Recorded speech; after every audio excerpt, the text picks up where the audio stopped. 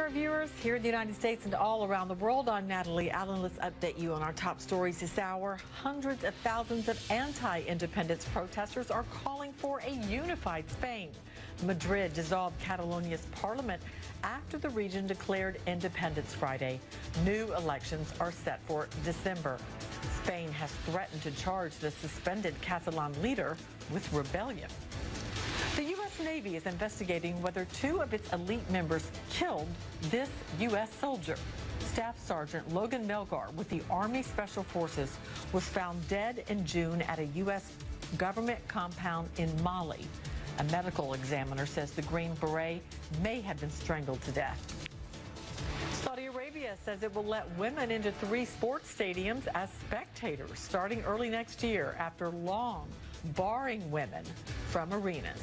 The Saudi Crown Prince is promising other ambitious reforms for women starting next June. Women will finally be allowed to drive on Saudi streets. We are waiting to find out who will be indicted in the investigation into Russian election meddling. The charges were approved Friday, and an arrest or arrests could come within hours. The White House has not made an official statement, but President Trump has been tweeting. He calls the probe a witch hunt and demands an investigation into an Obama-era uranium deal reportedly involving bribes to Hillary Clinton. So says the president. Russia is at the heart of both of these political controversies in the U.S. Let's go to Moscow now, where Oren Lieberman joins us. And Oren, Russia has often called this story hysteria by the U.S. media. Any new response to news about these pending indictments? Russophobic hysteria.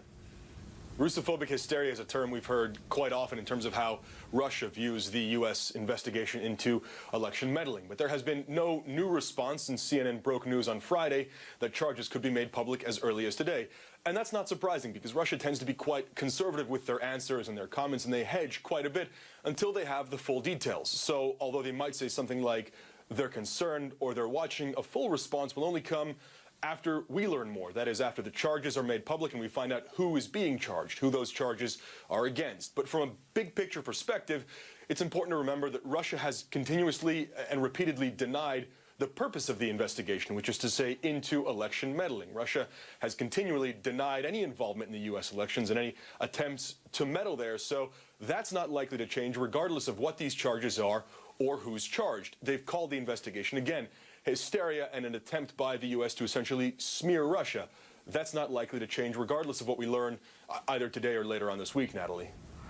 Right. And at all times, you know, the U.S. and Russia are not in a good place when we've got the North Korea situation where they should be working together on that. So that's quite unfortunate. Oren Lieberman for us there in Moscow. Thank you, Oren.